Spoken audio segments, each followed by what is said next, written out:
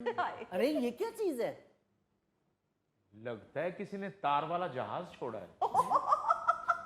मुझे तो लगता है किसी ने तीर हमारी तरफ छोड़ा है। ओ नहीं भाई, वीडियो गेम का हीरो आया है।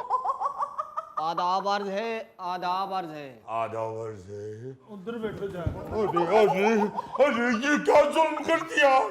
और ये क्या किया? तो भाई क्या कर रहे हैं आप लोग? देखिए, छोटे नवाब साहब को नजरों से ही गिरा दिया।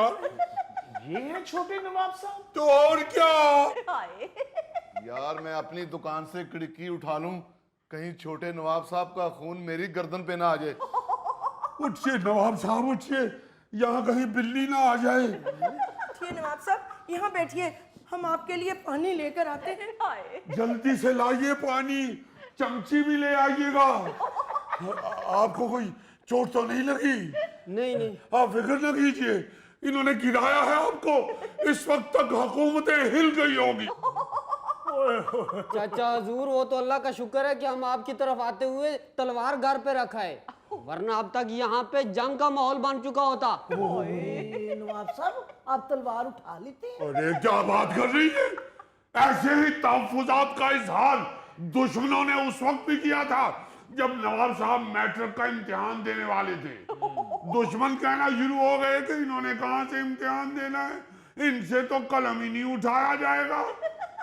फिर बड़े इम्तिहानी मरकज में लोगों ने देखा कि नवाब साहब ने दोनों हाथों से कलम उठाया और इनके मुलाजमीन ने इम्तिहानी गत्ते के ऊपर पेपर रख के इनके आगे किया और इन्होंने फिर लिखना शुरू कर दिया।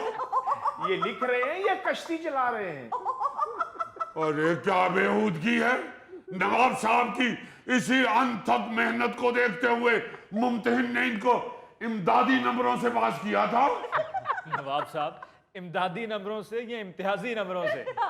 अली मियां, हसब नसब के लिहाज से तो इम्तियाजी नंबर थे, मगर 40% नहीं थे ना। फिर उन्होंने इमदादी नंबर दे के पास कर दिया। तो क्या आप इनके लिए चुगताई साहब को कह रहे थे कि कहीं नौकरी लगवा दें? तो और क्या, अब इतनी आला तालीम को हम जाया तो नहीं होने देंगे।